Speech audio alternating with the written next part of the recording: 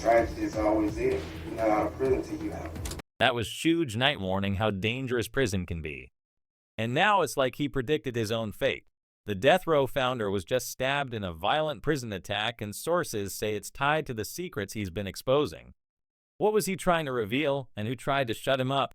Let's get into it. The attack that shocked hip-hop. Suge Knight is one of the most talked about figures in hip-hop history. But on one fateful night in June, he became just another inmate. It happened fast. One source said the lights in C Block were already out when, for reasons no one could explain, an inmate managed to access Suge's cell and launched a violent attack. To really understand what happened that night in prison, you need to understand who Suge Knight was. Not just to hip-hop, but to the entire underground world of American entertainment.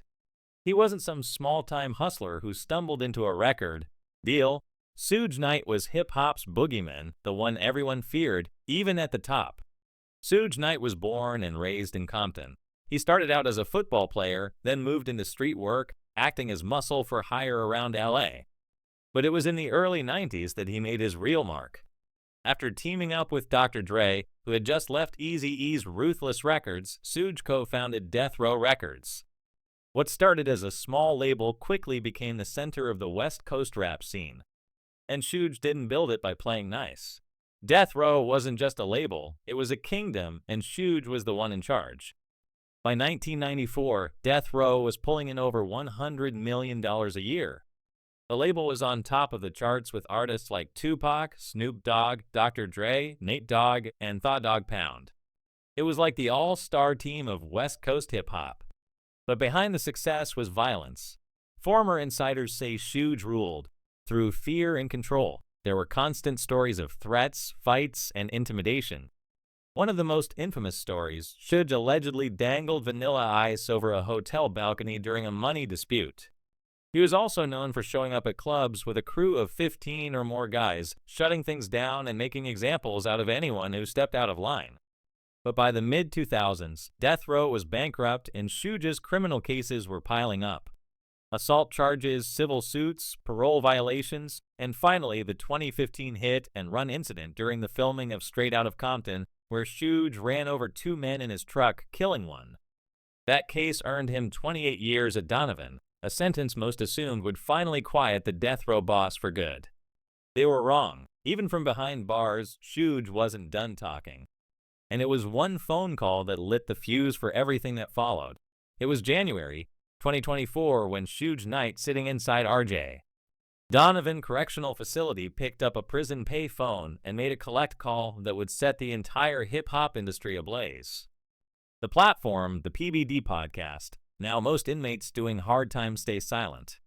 They avoid media. They don't stir old ghosts. But Suge was different. He understood one thing better than anyone else. In the world of hip-hop power politics, silence gets you buried.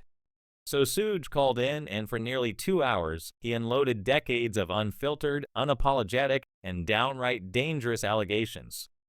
And it wasn't random gossip. He named names, pulled receipts, and dared anyone to stop him. It started subtly with Suge reminiscing about Death Row in the old days. But then when the conversation shifted to the Diddy situation, he dropped the first bomb.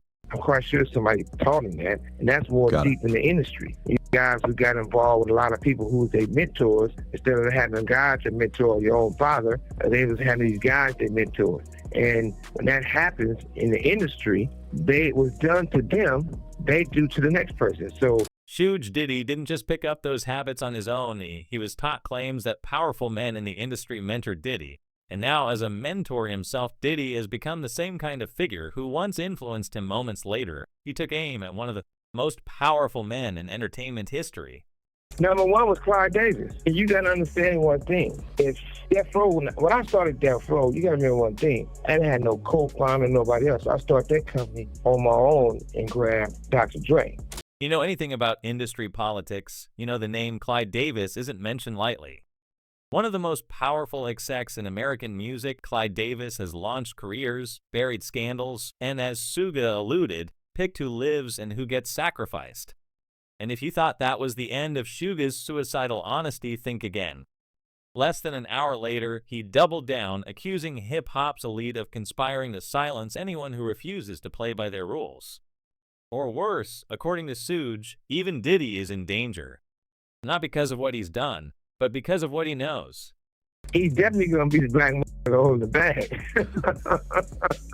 Because you gotta realize one thing: that boy life is dangerous. And his life doesn't. He's just not dangerous with the shit they said he was doing, but he's in danger. He know too much. That wasn't just some aging gangster running his mouth. That was a man who knew the secrets because he helped keep them. He probably having a conversation right now with the higher ups and everybody else to figure out how it's gonna work itself out, because he know all the secrets. And if he get to running his mouth, it could be a bad look. Suge was talking about Diddy, but what he didn't realize was that running his own mouth might land him in trouble too. And then it happened, and they did. It was just past 10:40 p.m.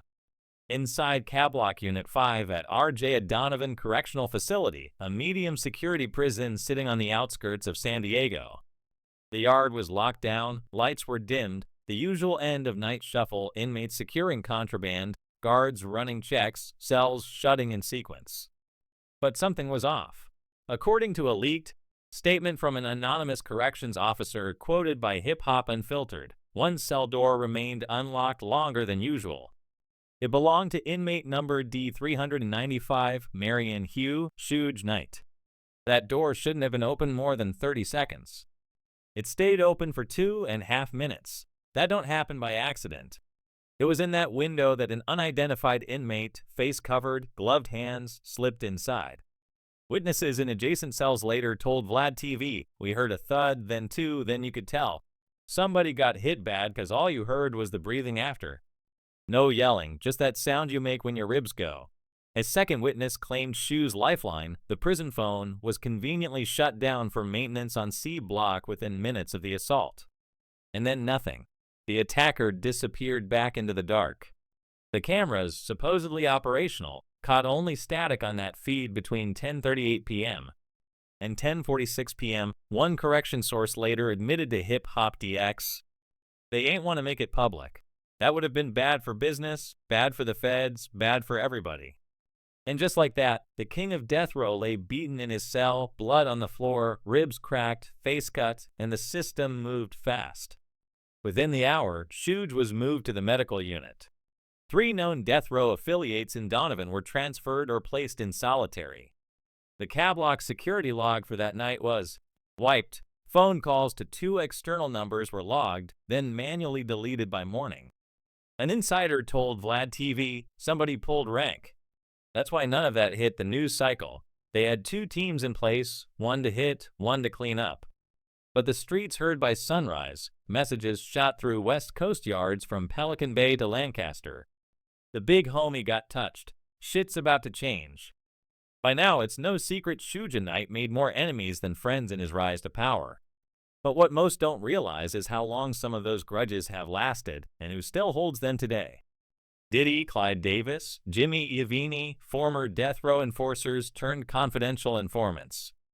Each had reason to fear what Suge might still know and what he might be willing to say, especially after that PBD podcast call. Puppy to.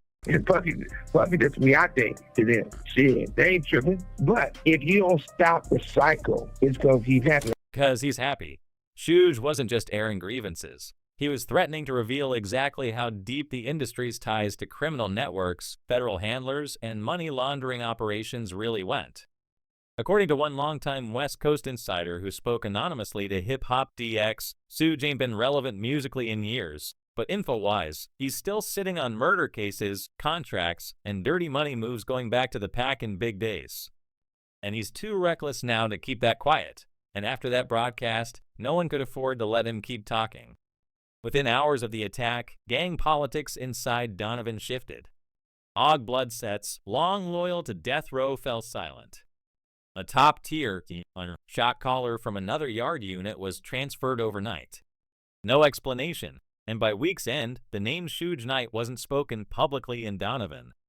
A code had been enforced. One inmate said, "When the bosses move in silence, you don't speak on it." And this was one of the moves. It would be easy to chalk all this up to prison politics or some old beef finally catching up. But once you connect the dots from that phone call to the attack to the sudden cover-up and media silence, the pattern is clear. This wasn't random. Suge had stirred the pot too much, and the industry took notice because that podcast wasn't the only time he'd been running his mouth. For months, Suge had been dropping bombs, exposing names, and threatening to bring down some of hip-hop's biggest players. Suge Knight exposes hip-hop's biggest frauds. From his Sellin' the Pin, Suge Knight been dropping bombs that's got the whole hip-hop game shook to its core through his podcast Collect Call with Suge Knight. Launched in October 2023, this OG been systematically exposing what he claimed are the real stories behind hip-hop's most legendary figures, painting a picture of betrayal, deception, and straight-up snake behavior that reach all the way to the top of the music industry food chain. Some of the most explosive revelations have centered on his former death row family, especially Dr. Dre and Snoop Dogg. Two cats Suge helped elevate from street-level artists to global icons with more money than they knew what to do with. But according to Suge, that success came at a cost. Loyalty, truth, and ultimately the destruction of everything he built from the ground up. Still, no beef runs deeper or more dangerous than his war with Snoop Dogg. This one goes beyond industry politics. We're talking loyalty, snitching, and the murky truth behind some of hip-hop's darkest chapters. Even when you speak on Snoop, people can say, well, are you picking on Snoop? Absolutely not. Snoop is picking on Snoop. Everybody says, Snoop, you had involvement in it. We're not trying to put you in prison. I don't want you to go to prison. Can't nobody put you in prison. You connected to those folks. And you Trump's little bitch.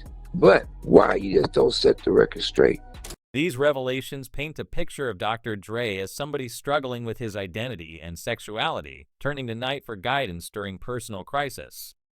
Knight's willingness to air out these intimate details demonstrate either a complete breakdown in their relationship or a calculated move to damage Dre's reputation.